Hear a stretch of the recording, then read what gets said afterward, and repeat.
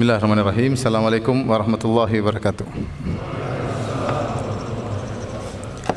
Alhamdulillahi ala ihsanih wa syukru lahu ala taufiqihi wa amtinanih wa asyhadu an la ilaha illallah wahdahu la syarika lahu ta'ziman li sya'nih wa asyhadu anna Muhammadan abduhu wa rasuluhu da'ila ridwanih. Allahumma salli alaihi wa ala alihi wa ashabihi wa ikhwanih.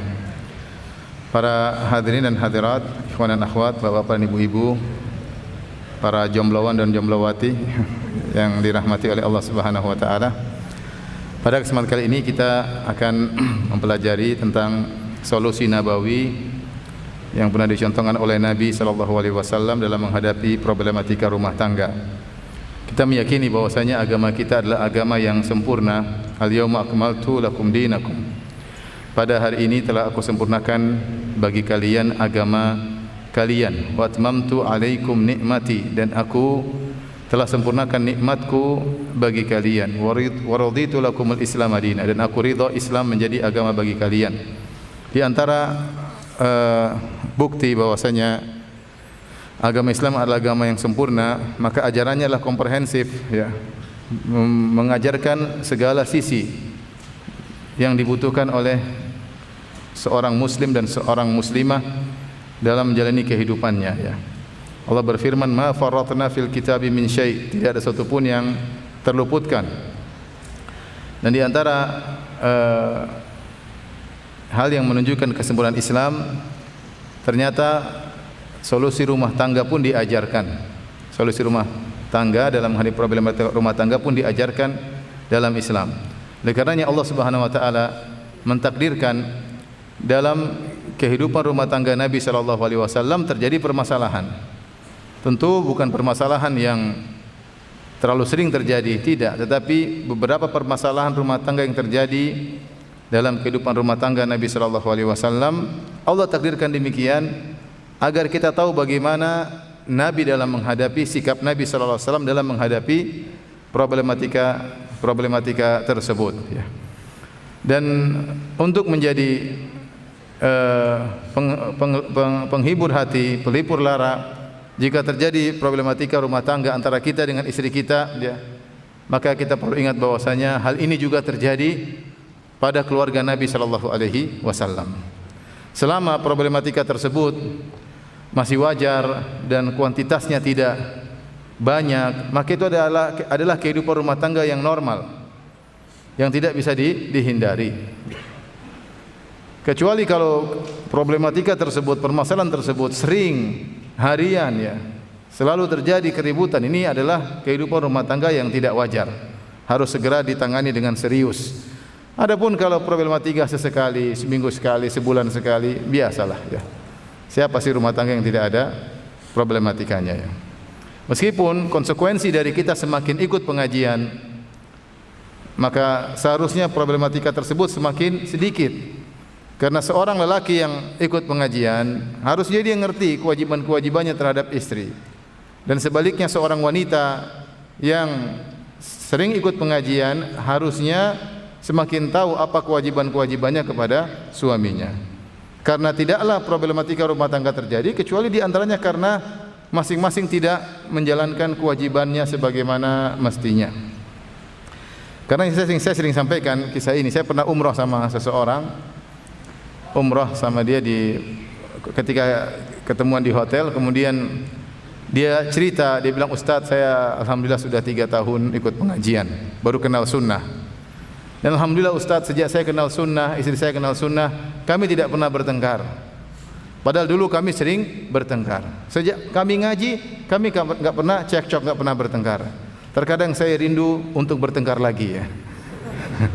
Karena terkadang bertengkar itu ada asyiknya, terkadang, ya. Jangan sering-sering. Dan di antara kisah yang menarik atau kisah yang menakjubkan adalah perkataan Imam Ahmad bin Hanbal rahimahullahu taala. Beliau berkata, aqamat ummu salihin ma'i 20 sanah fama ikhtalaftu ana wa hiya fi kalimah. Sungguhnya Ummu Saleh hidup bersamaku berumah tangga selama 20 tahun. Dan kami tidak pernah berselisih dalam satu kata pun. Tidak pernah ribut selama 20 tahun. Dan itu perkara yang sangat menakjubkan. Tapi intinya, ikhwan dan akhwat yang dirahmati Allah Subhanahu wa taala, Allah mentakdirkan ada problematika di rumah tangga Nabi sallallahu alaihi wasallam. Di antaranya agar kita tahu bagaimana sih sikap yang benar dalam menghadapi problematika rumah tangga tersebut. Terlebih lagi Nabi sallallahu alaihi wasallam rata-rata problematika yang timbul gara-gara kecemburuan di antara istri-istrinya. Dan sudah terjadi pada nabi-nabi sebelumnya. Contoh bagaimana masalah rumah tangga antara istri-istri Nabi Ibrahim alaihissalam, bagaimana kecemburuan Sarah kepada Hajar, ya, bagaimana kesabaran Nabi Ibrahim alaihissalam dalam menghadapi problematika tersebut dengan bimbingan Allah Subhanahu wa taala. Demikian juga Nabi sallallahu alaihi wasallam menghadapi permasalahan-permasalahan rumah tangga. Nah, pada kesempatan kali ini kita akan menyampaikan contoh kasus yang dihadapi oleh Nabi sallallahu alaihi wasallam dan bagaimana metode-metode Nabi dalam menghadapi permasalahan rumah tangga, ya. Ikhwan dan akhwat yang dirahmati Allah Subhanahu wa taala, sebelum saya sampaikan, saya ingin ingatkan bahwasanya masalah-masalah rumah tangga Nabi sallallahu alaihi wasallam kebanyakan yang meriwayatkan adalah Aisyah radhiyallahu taala anha. Aisyah radhiyallahu taala, bahkan kasus terjadi pada dirinya, artinya dia yang bikin masalah, dia yang cemburu, ya, radhiyallahu taala anha. Dan Aisyah radhiyallahu taala anha karena amanah ilmiah, beliau tetap menyampaikan kasus tersebut, padahal kasus tersebut menjelaskan tentang kesalahan dia. Kebanyakan orang kalau punya masalah disembunyikan, ada kekurangan dia akan sembunyikan. Tetapi ini karena di balik cerita tersebut ada pelajaran dari Nabi sallallahu alaihi wasallam, meskipun kesalahan tersebut yang melakukan adalah Aisyah radhiyallahu anha tetap menyampaikan. Kenapa saya perlu sampaikan peringatan ini? Karena orang-orang Syiah banyak yang kemudian mencela Aisyah. Lihat, banyak Aisyah bikin masalah rumah tangga, bikin ribut Nabi, bikin susah Nabi sallallahu alaihi wasallam. Kita bilang tidak. Kita tidak tahu problematika tersebut kecuali Aisyah yang cerita. Aisyah yang cerita sendiri, dia begini, dia cemburu begini, sehingga kita tahu bagaimana sih sikap Nabi dalam menghadapi permasalahan rumah tangga, ya.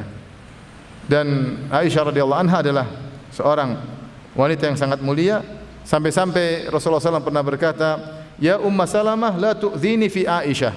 Wahai Ummu Salamah, janganlah kau menyakiti aku dalam masalah Aisyah. Ya, karena Ummu Salamah cemburu, mewakili istri-istri yang lain cemburu kepada Aisyah, karena Rasulullah SAW sangat sayang kepada Aisyah radhiyallahu taala anha, sampai para sahabat kalau mau kasih hadiah nunggu di rumah Aisyah. Kalau di rumah istri yang lain tidak kasih hadiah sama Nabi. Mereka tahu Nabi kalau di rumah Aisyah hati berbinar-binar, maka mereka kasih hadiah ketika Nabi lagi jatah di rumah Aisyah. Ini membuat istri-istri Nabi yang lain cemburu. Akhirnya mereka mengutus Ummu Salamah untuk menyampaikan hal tersebut kepada Nabi, agar para sahabat kalau memberi hadiah tidak perlu nunggu Nabi lagi di rumah Aisyah. Laporan datang sampai Nabi berkata, "Ya Ummu Salamah, la tu'dhini fi Aisyah." Wahai Ummu Salamah, jangan kau menyakitiku, jangan kau ganggu aku dalam urusan Aisyah. Fa innahu wallahi ma nazala alayyal wahyu wa ana fi lihafi imra'atin min kunna ghairiha. Demi Allah, tidak pernah wahyu turun kepadaku dalam kondisi aku sedang berselimutan dengan seorang wanita di antara kalian kecuali Aisyah radhiyallahu taala anha. Jadi Rasulullah pernah berselimut dengan Aisyah, artinya lagi bermesraan, tiba-tiba Allah turunkan wahyu, padahal Nabi sedang bermesraan dengan Aisyah. Ini menunjukkan adalah kemuliaan Aisyah radhiyallahu taala anha. Ini saya kasih mukadimah karena nanti hadis-hadis yang akan kita sebutkan rata-rata diriwayatkan oleh Aisyah radhiyallahu taala anha. Oleh karenanya ketika Nabi SAW akan meninggal dunia, Rasulullah SAW ingin dirawat di rumah Aisyah. Sampai Rasulullah SAW berkata, "Aina ana godan?" Besok saya dirawat di tempat siapa? Aina ana godan? Besok saya dirawat di tempat siapa? Artinya Rasulullah SAW meskipun dalam kondisi sakit parah, beliau tetap menjalankan kewajiban dia sebagai seorang suami untuk adil dalam jatah nginap. Sehingga meskipun sakit, beliau berpindah-pindah hari. Hari ini dirawat di istri yang ini, besok dirawat istri yang ini. Padahal dia ingin dirawat di rumah Aisyah. Sehingga beliau sering bertanya, besok saya dirawat di rumah siapa? Besok saya dirawat di rumah siapa? Sampai istri-istri Nabi yang lain paham bahwasanya Nabi ingin dirawat di rumah Aisyah radhiyallahu taala anha. Akhirnya mereka pun mengizinkan untuk dirawat di rumah Aisyah radhiyallahu taala anha, dan akhirnya Rasulullah SAW meninggal di rumah Aisyah, di pangkuan Aisyah radhiyallahu anha, di mana air liur Nabi bercampur dengan air liur Aisyah radhiyallahu taala anha. Taib, kita akan sebutkan tentang beberapa metode dalam menghadapi permasalahan rumah tangga. Metode yang pertama, ikhwan dan akhwat, bapak dan ibu-ibu, jombloan dan jomblowati. Pertama adalah ya, kalau permasalahan rumah tangga tidak begitu serius, jangan terlalu diseriusi. Terkadang permasalahan rumah tangga bisa hilang dengan hanya senyuman, sekedar apa? Senyuman. Ya. Terkadang kecemburuan bisa selesai hanya dengan apa? Senyuman. Kalau kita seriusi malah semakin membesar dan semakin meledak. Di antara contoh Nabi SAW ketika menghadapi permasalahan rumah tangga, maka Nabi tidak menanggapinya dengan secara serius, tapi cuma mendengar keluhan kemudian tersenyum. Mendengar keluhan kemudian tersenyum. Dalam satu hadis, Aisyah radhiyallahu anha pernah berkata kepada Rasulullah, "Ya Rasulullah, ara'aita law nazalta wadiyan wa fihi syajaratun qad ukila minha wa wajadta syajaran lam yu'kal minha." Bagaimana menurut engkau wahai suamiku, wahai Rasulullah, jika engkau singgah di suatu lembah dan engkau mendapati ada suatu pohon yang sudah dimakan dedaunannya. Kemudian kau lihat ada pohon yang belum dimakan sama sekali. Fi ayyiha kunta turti' ba'iraka, kau kunta tarta' ba'iraka, di manakah kau akan menambatkan ontamu? Apakah ke pohon yang sudah dimakan dedaunannya atau pohon yang masih belum dimakan sama sekali? Jawaban Nabi SAW, fil ladzi lam yurta' minha. Tentu aku akan meletakkan ontaku di pohon yang belum dimakan sama sekali. Ya. Maksudnya Aisyah ingin sampaikan kepada Nabi, ya Rasulullah, akulah pohon yang tidak pernah dimakan sama sekali. Istri-istrimu yang lain sudah pernah dimakan. Istri-istrimu yang lain janda semuanya. Aku salah satunya yang gadis. Subhanallah, Aisyah kadang ngomong dengan kinayah, dengan kata-kata yang apa? Yang dipahami. Kenapa Aisyah bertanya tentang hal ini? Ya, karena ya disebutkan dalam satu hadis oleh Ibnu Sa'ad dalam Tabaqat Al-Kubra, Aisyah bercerita, dia Aisyah cemburu. Kata Aisyah radhiyallahu taala anha, dakhala alayya yauman Rasulullah sallallahu alaihi wasallam. Suatu hari Rasulullah SAW pulang ke rumahku. Tapi Rasulullah SAW mungkin terlambat ya. Fakultu aina kunta mundul yaum? Kemana saja engkau hai Rasulullah dari tadi pagi? Kita tahu kalau seorang poligami, maka jatah nginap itu di malam hari. Siangnya seorang suami boleh kemana-mana ya, karena memang dia waktu kerja. Maka dia boleh saja mampir ke istri yang lain kalau ada keperluan. Tapi kalau nginap harus di rumah yang jatah nginapnya di situ. Paham atau tidak? Jangan sok paham ya. Ya sudahlah, lewatin aja. Taib. Rupanya Rasulullah SAW di pagi hari atau siang hari dia ada keperluan ke istri yang lain. Begitu dia pulang, Aisyah tanya, dari mana saja kok baru datang? Bahasanya kira-kira demikian.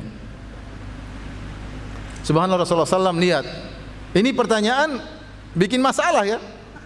Karena Rasulullah SAW mengatakan ya dari istri yang lain, tentu bikin masalah. Apalagi Aisyah adalah seorang wanita sangat pencemburu. Tapi ketika ditanya dengan pertanyaan tersebut, Rasulullah SAW langsung mengatasi dengan kata-kata yang indah. Langsung dia panggil, ya Humaira, wahai wanita yang sangat putih sampai terlihat rona-rona merah di pipinya. Humaira adalah panggilan sayang Nabi kepada Aisyah. Dari hamra, dari warna merah, karena Aisyah saking putihnya nampak warna merah, rona-rona merah di pipinya. Maka Rasulullah tidak panggil ya Aisyah. Ini pertanyaan bikin masalah, Rasulullah SAW tahu. Maka Rasulullah SAW mengatakan, ya Humaira, wahai si manis, gampangannya gitu. Wahai si cantik yang sangat putih sampai terlihat rona-rona merah di pipinya. Ini suatu ya kan, itu menangkis diri dengan cara begitu. Jadi kalau istri antum lagi, kemana aja? Sayang, gimana kabarnya? Cantik ya. Jangan bilang, jangan kata-kata yang tidak enak. Jadi Rasulullah SAW pilih kata-kata karena ini pertanyaan bikin masalah. Rasulullah berkata, dan Rasulullah tidak mungkin bohong. Dia mengatakan, kuntu inda Ummi Salamah. Saya tadi di rumah Ummu Salamah, yaitu di rumah madumu. Jawaban tidak mengenakan. Fakultu, kata Aisyah radhiyallahu taala anha, maka aku pun berkata, ma tasba'u min Ummi Salamah? Kok belum kenyang? Anda belum kenyang juga dari Ummu Salamah? Artinya enggak puas-puas sama Ummu Salamah, kok nongkrong terus enggak ke tempat saya. Qalat, kata Aisyah radhiyallahu taala anha, Nabi hanya fatabassama, Rasulullah SAW hanya tersenyum. Enggak usah panjang lebar. Enggak usah bilang saya ada keperluan, ada ini, enggak perlu. Senyum aja selesai. Ya. Karena kalau diperpanjang bisa jadi lebih panjang, ya. Disitulah Aisyah baru bertanya dengan pertanyaan tadi. Bagaimana menurutmu wahai Rasulullah, jika Anda singgah di suatu lembah, ada pohon yang sudah dimakan, ada pohon yang belum dimakan, ya. Kemudian kemanakah Anda akan mendapatkan onta Anda? Maka Rasulullah SAW berkata, allati lam tur'a, kepada pohon yang belum dimakan sama sekali. Aisyah berkata, fa ana lastu ka ahadin min nisaika. Ya Rasulullah, aku tidak sama dengan istri-istrimu yang lain. Kullu imra'atin min nisa'ika qad kanat inda rajulin. Bukankah setiap istrimu dulu pernah punya suami? Adapun aku tidak. Rasulullah, apa sikap Rasulullah SAW? Fatabassama Rasulullah SAW, hanya tersenyum. Selesai cerita. Jadi tidak semua masalah kita harus menggubris permasalahan. Udah, senyum aja ya. Senyum aja. Ya. Saya punya teman begitu, dia punya istri cemburuan. Tiba-tiba dia lagi di istri yang lain, istrinya memberi serangan. Sudah, aku tidak cinta lagi sama Abi. Aku mau minta cerai. Aku tidak sayang sekali sama Abi. Dia baca rentetan serangan 1, 2, 3. Tidak digubris, cuma dia jawab. Intinya maknanya nanti ia cintaku, ia sayangku, nanti Abi pulang, itu aja sudah. Enggak usah, loh kenapa? Emang saya salah apa? Enggak usah gitu, itu tambah panjang ceritanya. Enggak usah. Tidak semua, maksud saya permasalahan harus dihadapi dengan panjang. Cukup dengan senyuman bisa hilang, ya. Tapi tergantung model istri kita, ya, tergantung. Ada yang disenyumin malah ngamuk, ya ada. Tapi ini contoh, Nabi hadapi dengan senyum maka selesai, ya. Biarkan dia curhat, biarkan dia sampaikan argumentasi dia, dengar, senyum, selesai. Baik. Di antara metode yang diajarkan oleh Nabi SAW, metode berikutnya, terkadang cuek sama sekali, tidak usah digubris. Karena terkadang wanita cemburu hanya sesaat, setelah itu dia kembali pada sikap normalnya. Ya. Wanita kalau sudah cemburu, terkadang dia tidak bisa berpikir dengan jernih. Ya. Oleh karenanya, ketika timbul sikap seperti itu, tidak berpikir dengan jernih, terkadang tidak perlu kita layani, kita cuekin aja. Satu hari Rasulullah SAW lagi giliran jatah nginap di rumah Aisyah radhiyallahu taala anha.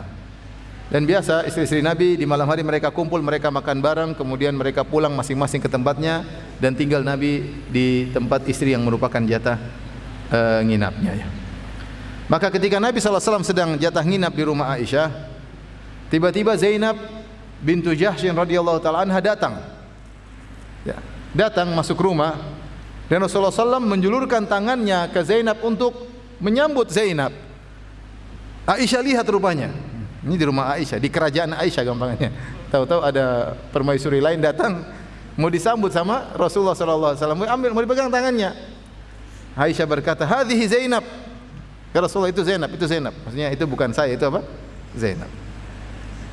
Akhirnya Rasulullah SAW pun tahan tangannya, enggak jadi nyambut tangan Zainab. Setelah itu Zainab pun cemburu. Maka terjadilah adu mulut di antara Zainab dengan Aisyah radhiyallahu taala anha. Mereka lagi bertengkar sedikit. Rasulullah diam aja, tidak komentar sama sekali. Serba salah, siapa mau dibela? Coba kalau antum di posisi Rasulullah, udah nonton aja deh. Mau dibela, Aisyah dibela gimana, Zainab dibela gimana. Ini jatah nginapnya siapa?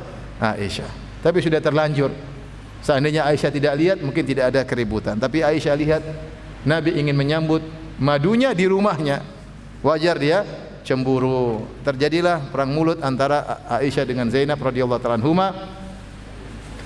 Kemudian ternyata keributan tersebut didengar oleh Abu Bakar radhiyallahu ta'ala radhiyallahu ta'ala anhu. Abu Bakar radhiyallahu taala anhu. Maka Abu Bakar berkata, "Ukhruj ya Rasulullah ila salat." Wahai Rasulullah, sudah waktunya salat. Ayo keluar jadi imam. Wahthu fi afwahihinna turab. Lempar aja tanah ke mulut-mulut mereka itu. Kata Aisyah, Abi, aduh ngeri. Ini ntar lagi ngamuk ini. Maka Rasulullah SAW pergi meninggalkan istrinya lagi bertengkar. Aisyah berkata, Al-an yaqdi Nabi sallallahu alaihi wasallam salatahu. Sekarang lihat, entar lagi Nabi selesai salat, fayaji'u Abu Bakrin fayaf'al bima yaf'al. Kemudian Abu Bakar akan ikut datang masuk ke rumah, kemudian dia akan hukum aku apa yang akan dia lakukan ya. Jadi Aisyah sudah ketakutan. Kemudian akhirnya benar Abu Bakar pun datang menemui Aisyah, kemudian marah kepada putrinya, atasna'ina hadza, berani kau melakukan itu di hadapan Rasulullah. Akhirnya yang diomelin siapa? Aisyah radhiyallahu taala anha. Dan Nabi sallallahu alaihi wasallam hanya diam, tidak komentar sama sekali. Jadi terkadang ada permasalahan kita hadapi ya, diam saja, dengerin aja. Kalau perlu senyum-senyum, kalau tidak perlu senyum tidak usah apa? Senyum. Ya. Jadi tidak semua permasalahan harus kita hadapi dengan sikap. Terkadang diam aja bisa selesai. Terkadang kita senyum saja bisa selesai.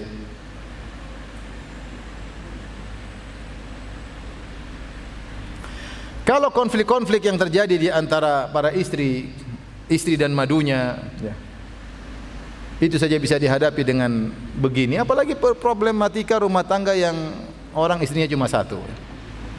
Harusnya lebih ringan, itu tidak? Iya atau tidak? Kok nggak mau jawab? Mana lebih berat? Masalah yang dihadapi oleh seorang suami dengan istrinya lebih dari satu, atau masalah yang dihadapi oleh seorang suami yang istrinya cuma satu? Mana lebih berat? Nggak tahu, bilang aja wallahu alam ya. Nggak pernah tahu Ustaz gitu. Pada hakikatnya, pada asalnya yang istrinya lebih dari satu, permasalahan lebih berat. Lebih berat. Yang istrinya satu, permasalahan lebih ringan. Maka mau saya para suami harus lebih sabar. Untuk punya istri cuma satu, hadapi dengan sabar, santai. Untuk nggak tahu banyak orang yang setengah mati punya istri lebih dari satu, permasalahan yang sangat apa? Sangat berat. Ya. Taib, berikutnya di antara cara menghadapi problematika rumah tangga yang dicontohkan oleh Nabi SAW adalah dengan bercanda. Hadapi dengan bercanda. Lagi istri lagi serius, bercanda. Apa namanya? Misalnya istri lagi ngomel-ngomel, langsung antum pura-pura sakit jantung. Aduh. Jangan dipraktekkan ya. Kena mas. Hatiku berdetak untukmu. Lempar pakai bantal nanti. Candain aja, jangan terlalu serius. Taib. Rasulullah SAW pernah bercanda, Rasulullah bercanda nggak pernah bohong ya. Suatu hari ya, Aisyah marah sama Nabi sallallahu alaihi wasallam. Aisyah berkata, engkau selalu membela Ali, engkau tidak daripada keluargaku. Intinya Aisyah lagi ada sedikit marah kepada Nabi sallallahu alaihi wasallam. Ternyata didengar oleh Abu Bakar. Abu Bakar lagi jalan di luar rumah, dengar. Dia lagi mau bertamu di rumah Nabi, di rumah Aisyah. Tiba-tiba sebelum masuk dia mendengar suara keras. Akhirnya dia pun masuk. Kemudian jadi Aisyah berkata, demi Allah sungguh aku tahu bahwa engkau lebih cinta kepada Ali daripada ayahku. Jadi entah ada masalah apa, Aisyah sampai ngomong begitu. Engkau lebih sayang kepada Ali daripada bapakku. Ada konflik Aisyah dengan Nabi sallallahu alaihi wasallam. Rasulullah SAW mendengar curhatan Aisyah radhiyallahu taala anha. Tapi suara Aisyah agak tinggi didengar oleh ayahnya yang kebetulan ingin bertamu di rumah Aisyah. Maka Abu Bakar pun masuk, kemudian dia ingin memukul Aisyah. Dengan marah dia berkata, ya benata Ummi Ruman. Jadi istri Abu Bakar ada beberapa, ya, di antaranya Ummu Ruman. Dari Ummu Ruman inilah anaknya Aisyah dan Abdurrahman bin Abi Bakar. Dan ada istri Abu Bakar yang lain. Ketika Abu Bakar marah, dia tidak mengatakan wahai putriku, tapi dia bilang wahai putri istriku. Ya. Saya juga kadang-kadang begitu. Kalau lagi marah sama anak, saya bilang sama istri saya, "Tuh anakmu, ambil anakmu." Padahal anak berdua. Anakmu itu ambil. Kadang-kadang saya begitu ya. Lepas kontrol. Anakmu itu anakmu, padahal hasil produksi berdua, lupa. Jadi Abu Bakar berkata, "Ya benata Ruman, wahai putrinya Ruman." Ruman itu istrinya, ibunya Aisyah. Ya. "Tarfa'ina sautaki ala Rasulillah." Berani-beraninya engkau mengangkat suaramu di hadapan Rasulullah sallallahu alaihi wasallam. Kemudian ketika Abu Bakar ingin mukul Aisyah, maka Nabi SAW pun datang menahan Abu Bakar. Sehingga Aisyah berlindung di belakang. Padahal tadi baru bertengkar Nabi dengan siapa? Aisyah. Mau dipukul Aisyah, Rasulullah tahan-tahan. Akhirnya Abu Bakar pun pergi dalam kondisi marah. Kemudian Rasulullah langsung bercanda, kata Rasulullah SAW, "Ya Aisyah, kaifa ra'aitini anqadhuki minar rajul?" Lihat Aisyah, lihat bagaimana aku menyelamatkan kau dari lelaki tersebut. Langsung dicandain. Akhirnya ya sudah selesai urusan. Abu Bakar datang lagi ke rumah Aisyah, ternyata mendapati Aisyah dan Nabi sedang tertawa-tertawa. Maka Abu Bakar berkata, dia pun ikut bercanda, dia mengatakan, "Adkhilani fis silmi kama adkhaltumani fil harbi." Wahai Rasulullah dan Aisyah, masukkanlah aku dalam perjanjian damai kalian setelah kalian telah masukkan aku dalam pertempuran kalian. Saya kadang perhatikan beberapa hadis, Aisyah angkat suara, istri Nabi angkat suara, Abu Bakar marah sama mereka, Umar marah sama mereka. Umar tidak suka lihat istri Nabi angkat suara. Abu Bakar tidak suka lihat istri Nabi angkat suara, padahal itu anaknya sendiri. Umar sampai memarah sama Hafsah, Abu Bakar memarah sama Aisyah. Saya renungkan lagi, Nabi SAW subhanallah ternyata ketika menghadapi istrinya, dia memposisikan dirinya seperti seorang, maksudnya suami tidak, saya ini Rasulullah, enggak boleh begitu, enggak. Apalagi saya ustaz, emang kamu siapa? Rasulullah aja sabar.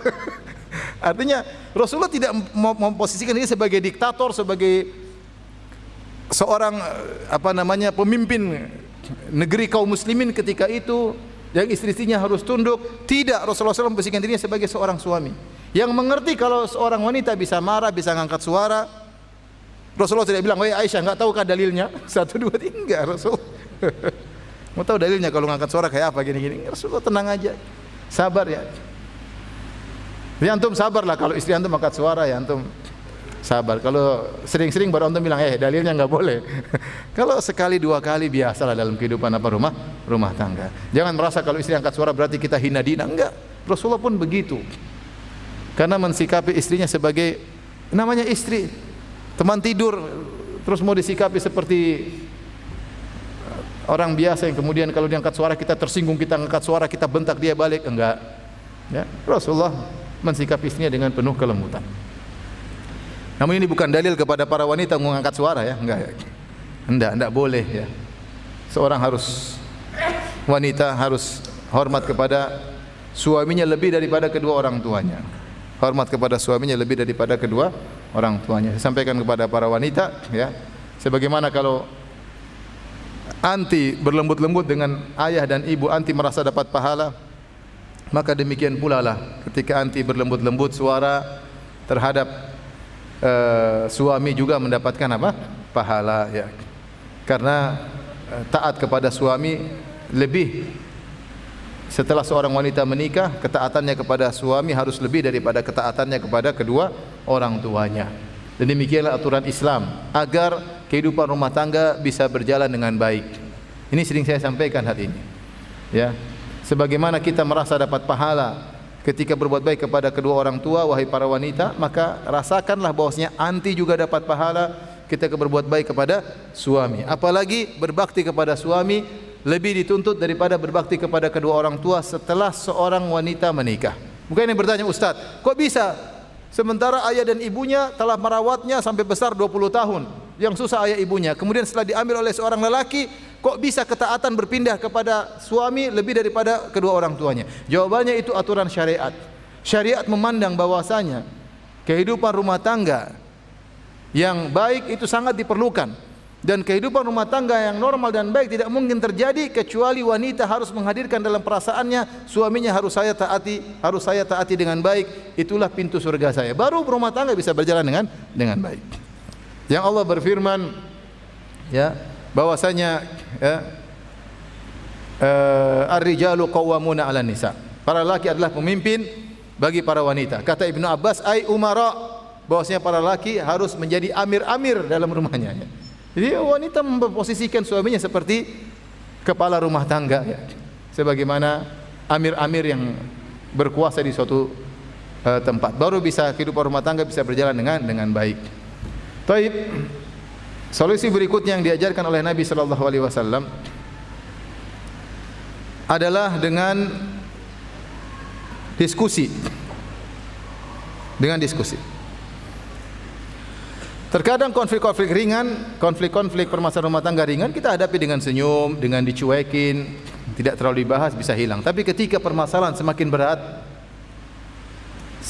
berarti tidak bisa hilang hanya dengan senyuman, dicuekin pun tidak bisa selesai, semakin bertambah-tambah. Terkadang levelnya lebih tinggi, maka dihadapi dengan cara yang lain. Yaitu seorang suami harus memiliki waktu untuk diskusi sama istrinya. Jangan saling mendiamkan sehingga api pertengkaran semakin membesar. Diskusi, cari solusi. Diskusi. Ya. Saya beberapa kali ada orang permasalahan rumah tangga datang ke rumah. Ustaz, saya sudah 10 tahun lebih hidup menderita, Ustaz. Saya bilang, sampai kapan kamu begitu terus? Duduk sama istrimu, diskusi sini. Diskusi. Kita ini mau begini terus, kamu menderita, saya menderita. Mau 10 tahun, 15 tahun begini terus, sampai kapan kita begini? Diskusi. Saya pengen saya bahagia, saya pengen kamu bahagia. Ya, kita harus rubah cara hidup kita. Saya suruh tulis apa yang dia tidak sukai pada istrinya, apa yang tidak sukai oleh suaminya. Jadi diskusi. Jadi jangan dibiarin terus, diam-diaman tapi tidak pernah selesai permasalahan tersebut dan akhirnya menderita bertahun-tahun. Sampai lebih dari 10 tahun penderitaan. Jadi kalau permasalahan lebih berat, perlu duduk kita diskusi sama istri. Mungkin ada syubhat di kepalanya, mungkin ada dugaan yang tidak benar, kita harus luruskan agar dia tidak selalu bersikap yang salah tersebut. Ini pernah dilakukan oleh Nabi sallallahu alaihi wasallam kepada Sofiyah radhiyallahu taala anha.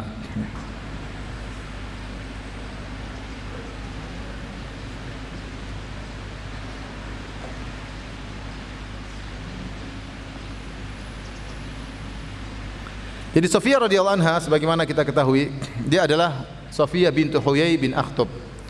Dan Huyai bin Akhtab, bapaknya Sofiyah radhiyallahu taala anha, adalah pemimpin kabilah Banu Nadhir yang diusir oleh Nabi sallallahu alaihi wasallam dari kota Madinah karena Bani Nadhir ingin membunuh Nabi sallallahu alaihi wasallam. Ketahuan, akhirnya mereka diusir.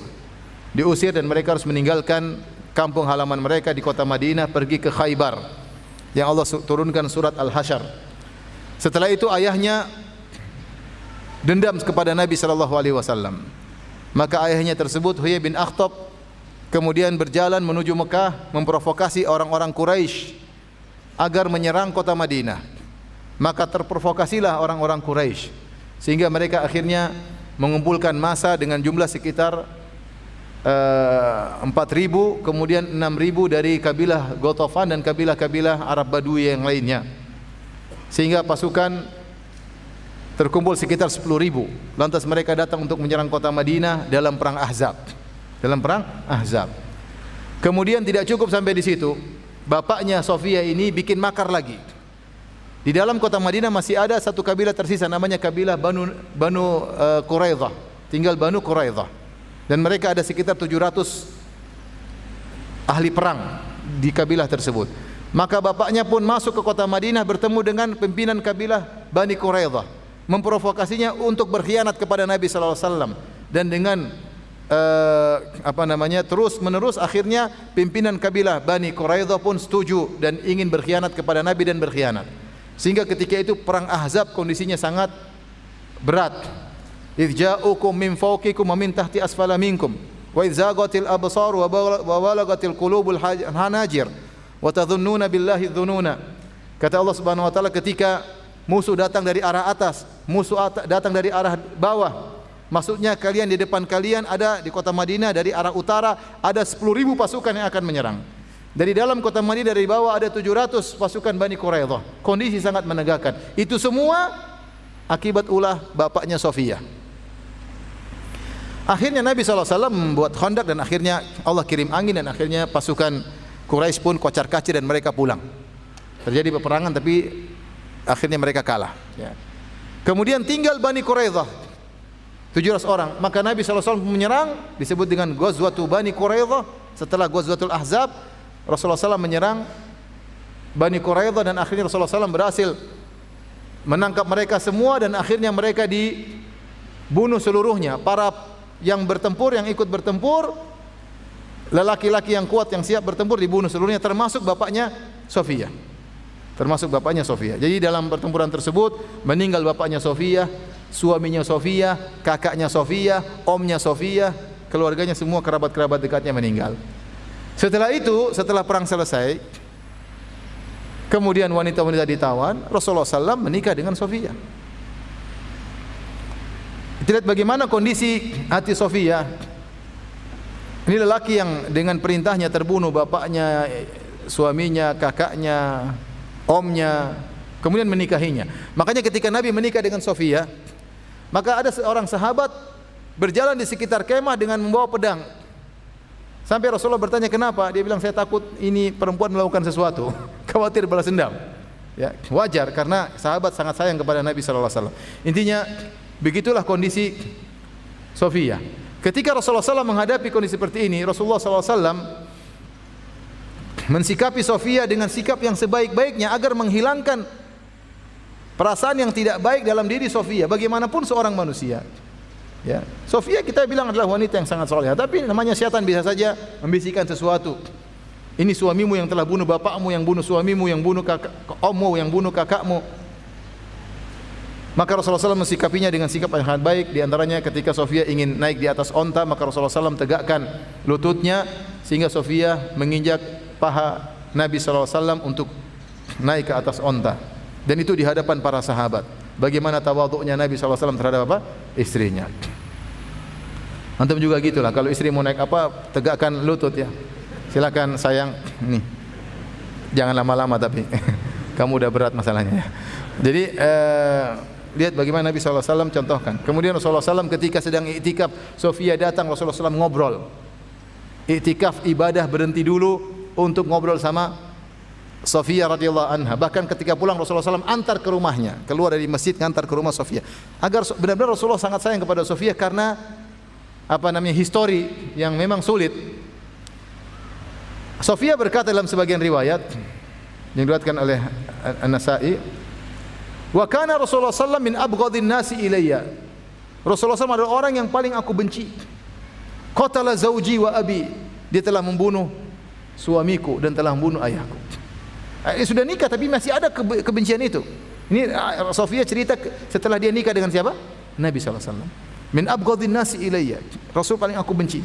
Qatala zauji wa abi. Dia telah bunuh suamiku, dia bunuh ayahku, wajar. Fama zala ya'tadhiru ilayya. Rasulullah SAW mungkin merasakan, sehingga Rasulullah SAW selain bersikap dengan sikap yang terindah, Rasulullah SAW juga berdiskusi dengan dia. Ingat-ingat terus, Rasulullah ingatkan. Fama zala ya'tadhiru ilayya. Rasulullah SAW senantiasa mengungkapkan uzurnya kepadaku. Maaf istriku, kenapa saya bunuh bapakmu? Rasulullah sampaikan berulang-ulang. Fama zala, yaitu sering Rasulullah SAW ingat-ingatkan. Rasulullah SAW berkata, wa yaqul inna abaka allaba alayya al-arab wa fa'ala. Sungguhnya ayahmu kenapa saya bunuh? Karena dia yang telah mengumpulkan orang Arab untuk menyerang kota Madinah. Rasulullah ulang-ulang. Diskusi, Rasulullah sebutkan hujahnya sehingga bisa menghilangkan syubhat yang ada di hati Sofia. Dan diulang-ulang oleh Nabi SAW. Oleh karena ikhwan, kalau ada istri kita punya perasaan tertentu yang salah, kita ingatkan jangan cuma sekali, berulang-ulang. Karena wanita tidak mudah. Dia punya suatu keyakinan, misalnya dia yakin kamu tidak sayang lagi sama saya, ya kita harus rubah. Saya sayang sama kamu. Saya sayang sama kamu. Ulang-ulangi terus. Jangan cuma ngomong, belikan emas. Saya sayang sama kamu. Buktikan ya. Sampai syubhat tersebut hilang dari apa? Dari hatinya. Rasulullah mengulang-ulang. Gimana saya enggak bunuh ayah? Mohon maaf karena ayahmu begini, ayahmu. Rasulullah ulang-ulang. Fama zala ya'tadhiru ilai. Senantiasa Rasulullah SAW mengulang-ulang hal tersebut agar hilang dari hati Sofia radhiyallahu anha. Jadi akhirnya jadilah Nabi adalah orang yang paling dicintai oleh Sofia radhiyallahu anha. Bagaimana orang yang paling dibenci berubah menjadi orang yang paling disayang. Dan harus kita seperti itu, ulang-ulangi. Kita kasih dalil untuk menghilangkan syubhatnya. Kamu tidak sayang sama saya. Gimana tidak sayang? Anak kita sudah 7. Dari mana 7 datang itu semua? Tanpa sayang mustahil dong. Memang datang tiba-tiba punya anak 7, pastikan dengan kasih sayang. Enggak mungkin punya anak 7 tanpa kasih sayang. Biar dia berpikir. Wanita terkadang harus diulang-ulang agar dia bisa meresap dalam hatinya. Apalagi kalau ada syubhat di hatinya, diulang-ulang sampai hilang syubhatnya. Terkadang lebih mudah membantah syubhat ahlul bidah daripada syubhat wanita. Baik. Jadi itulah diskusi Rasulullah sampaikan kepada istrinya, ya, agar istrinya ngerti. Suatu hari Sofia menangis. Tiba-tiba Nabi menemui Sofia menangis. Ya. Kemudian Rasulullah SAW menanyakan kenapa Sofia menangis, ya. Ternyata kalau tidak salah Hafsah, saya lupa riwayatnya, Hafsah marahan sama Sofia, kemudian mengatakan innaki bintul Yahudi, kau itu putri orang Yahudi. Nah, ini membuat siapa? Sofia nangis. Karena Sofia memang wanita Yahudi. Sofia An-Nadhiriyah dari kabilah Bani Nadhir. Dan ketika ada ungkapan kau putri Yahudi, dan kita tahu Yahudi bagaimana busuknya orang-orang Yahudi, membuat Sofia nangis. Rasulullah SAW pun bertemu dengan Sofia. Maka Rasulullah SAW menghadapi permasalahan dengan 2 permasalahan. Menasihati Hafsah, kalau tidak salah Hafsah, menasihati Sofia. Menasihati, ya Hafsah ittaqillah, wahai Hafsah bertakwalah kepada Allah. Jangan seperti itu lagi sama Sofia. Kemudian di sisi Sofia, Rasulullah SAW ajak berfikir agar maknawiyahnya, maksudnya semangatnya naik. Rasulullah SAW puji dia, kata Rasulullah SAW, wa innaki labunatu nabiyyin, engkau adalah putri seorang nabi. Artinya Sofia ini dari keturunan Nabi Musa. Memang bapaknya jahat, tapi nenek-nenek moyangnya kembali kepada siapa? Nabi Musa. Wa innaki labunatun nabi, kau adalah keturunan seorang nabi, Nabi Musa. Wa inna ammaka lanabiyyun, pamanmu Harun juga Musa. Pamanmu Harun juga seorang nabi. Wa innaki latahti nabiyyin, dan engkau sekarang istrinya seorang nabi. Fa fima tafkharu alaiki, apa yang mau dia banggakan di atas dirimu wahai Sofia? Hilang sedihnya Sofia. Jadi terkadang kita perlu sebutkan kebaikan-kebaikan seorang wanita agar dia bisa percaya diri kembali. Seperti Nabi mengatakan, kenapa Hafsah mau merasa hebat dari engkau wahai Sofia? Engkau bapakmu Nabi, engkau keturunan Nabi Musa alaihissalam. Pamanmu Harun juga seorang nabi, dan engkau sekarang istri seorang nabi.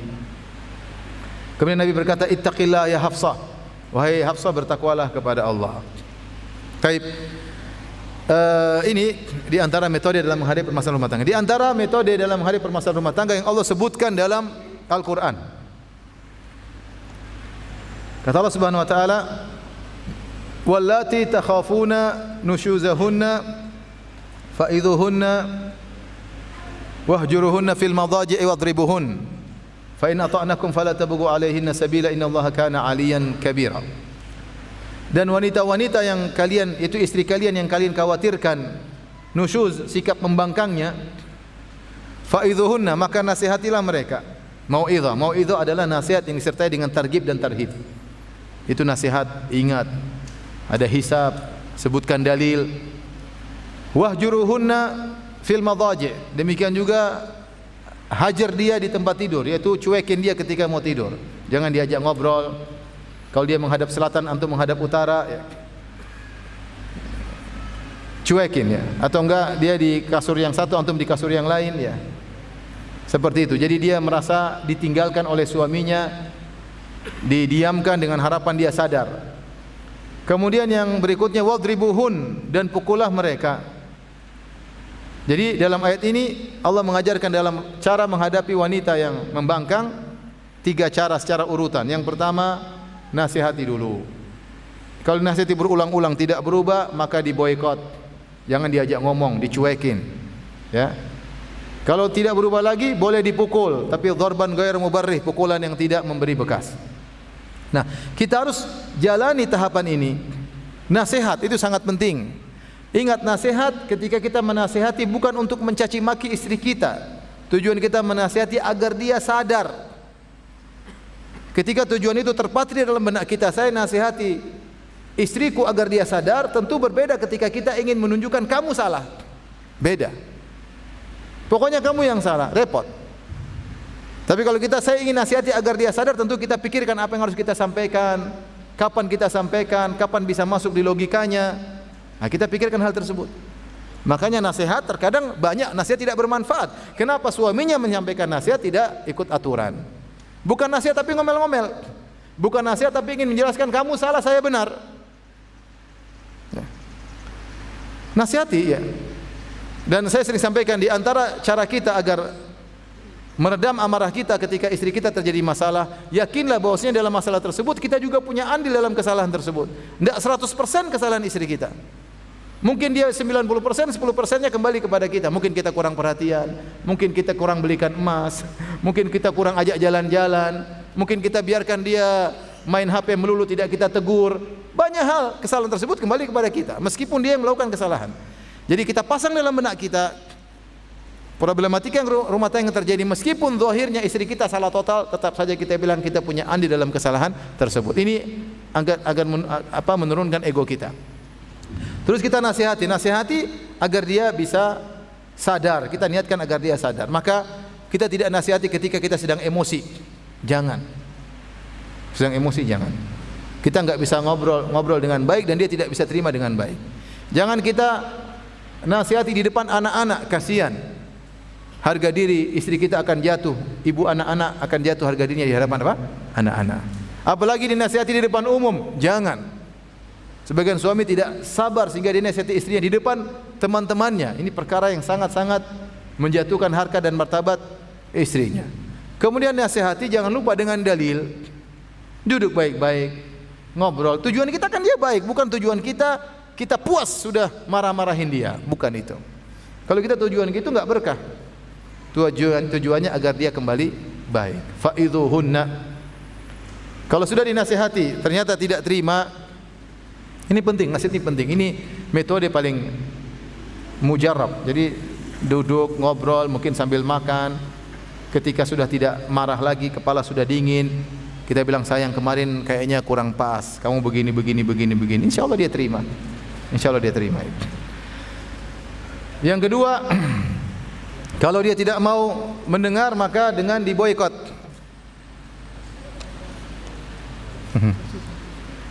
Sudah mau habis waktu? Sesi 1. Masya Allah, belum lah ini. Belum.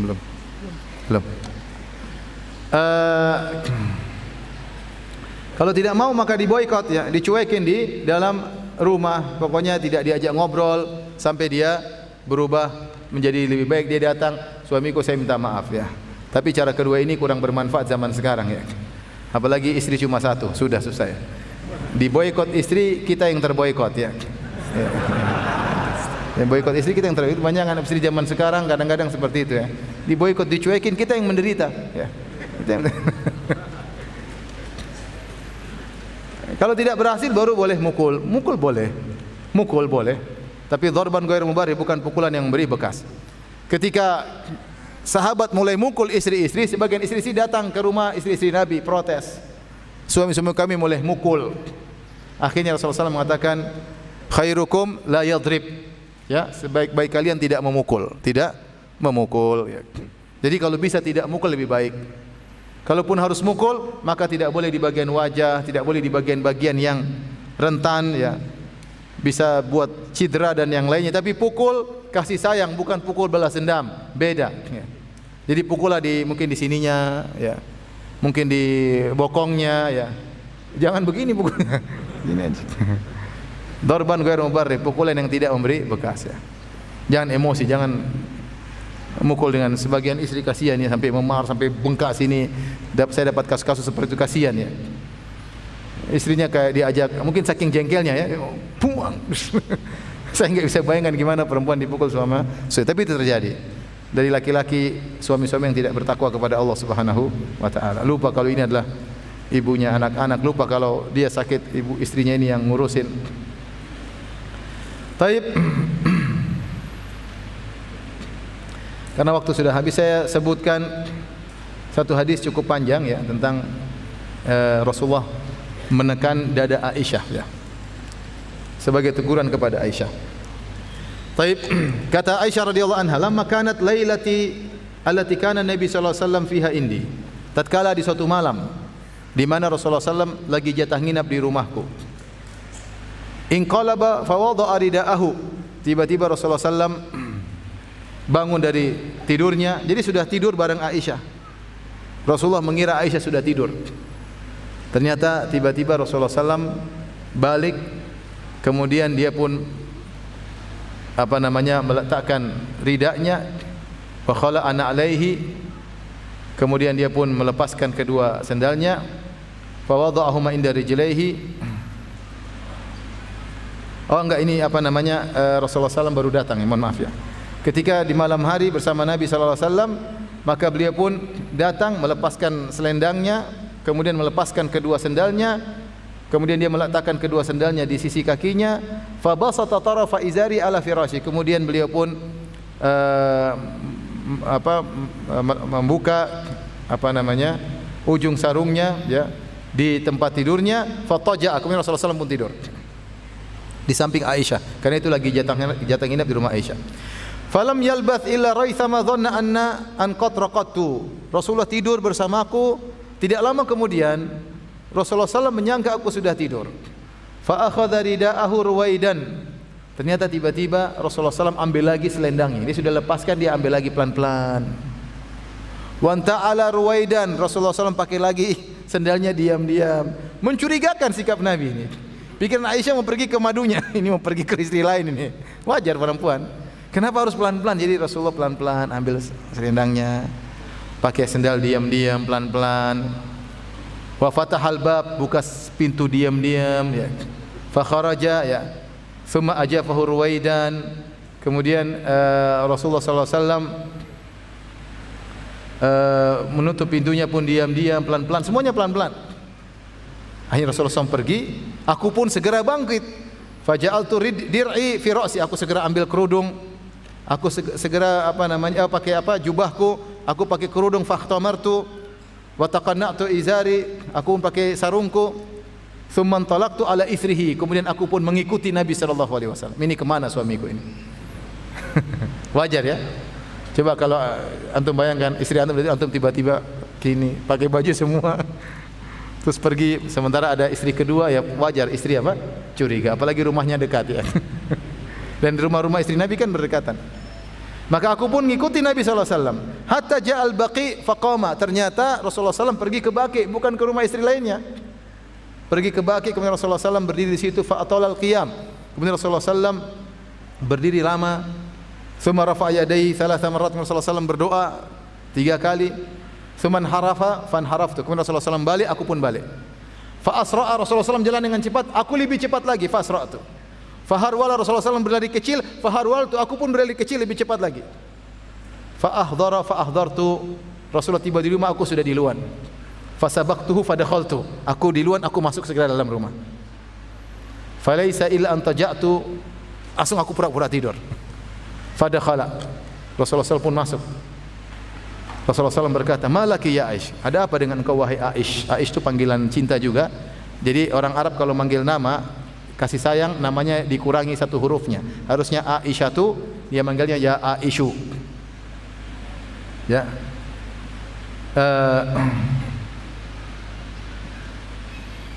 Rasulullah SAW mengatakan, hasyan Rabiah, kenapa nafasmu tersengal-sengal? baru lari masalahnya. Qalat, kata Aisyah, qultu la syai', enggak apa-apa ya Rasulullah, enggak apa. Kata Rasulullah SAW, la tukhbirini ala yukhbiranni latiful khabir. Kabarkan kepadaku, kenapa nafasmu terengah-engah? Kalau tidak, Allah yang kabarkan kepadaku. Qultu ya Rasulullah, ya bagaimana lagi? Daripada Allah yang kasih tahu, mending saya yang kasih tahu. Fa akhbartuhu, aku pun mengabarkan kepadanya. Tadi kamu keluar saya ikuti, kamu ke Baqi saya ikuti, kamu balik saya lari di luar.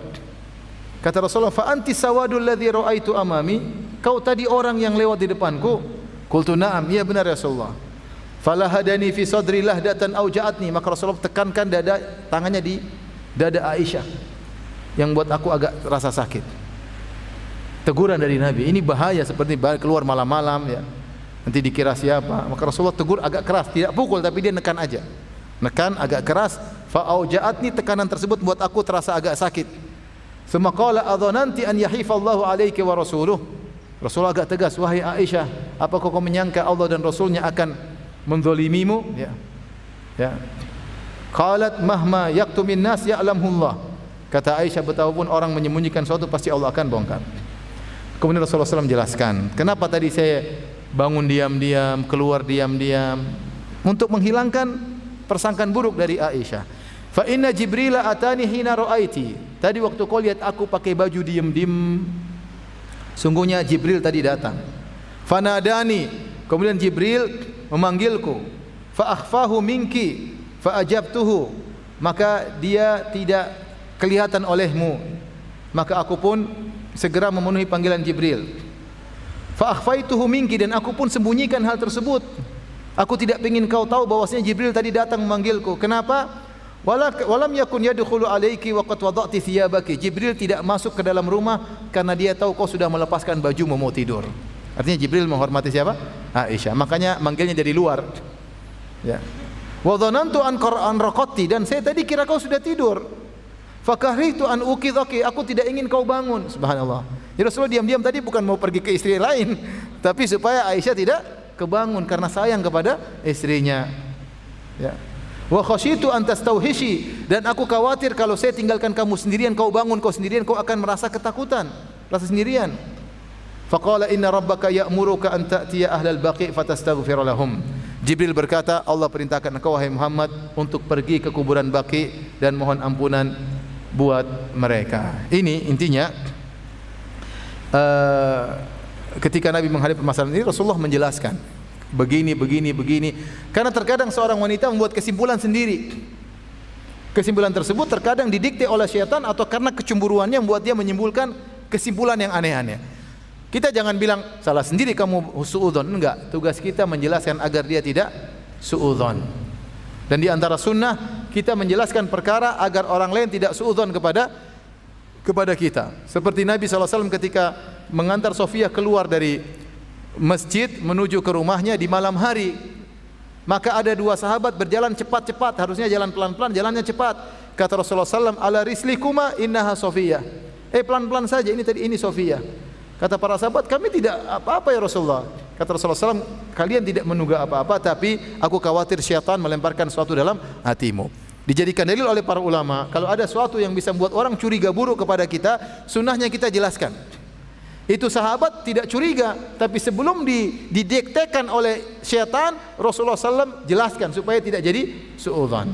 Lihat tadi Aisyah radhiyallahu anha curiga kepada Nabi SAW, maka Nabi jelaskan kenapa dia bersikap demikian agar Aisyah tahu bahwasanya ada sebab lain yang membuat dia tidak curiga. Tapi demikian ikhwan dan akhwat yang rahmatillah subhanahu wa ta'ala, waktu sudah selesai. Gimana panitia, ada tanya jawab? Ada dua.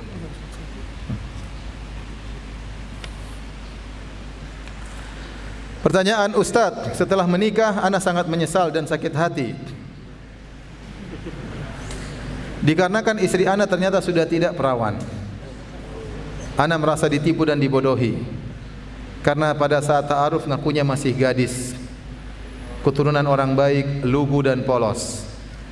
Tetapi pada malam pertama pernikahan ternyata dia sudah tidak suci. Dan saat ana tanya, dia juga mengaku bahwasanya pernah berzina dengan laki-laki lain.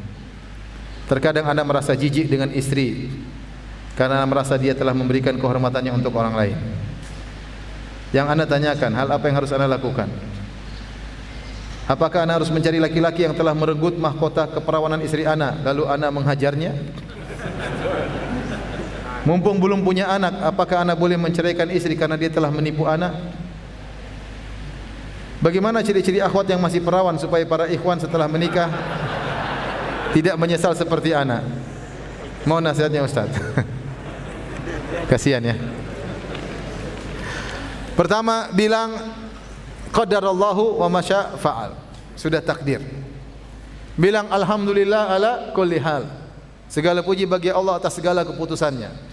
Pasti ada hikmah di balik ini, ya.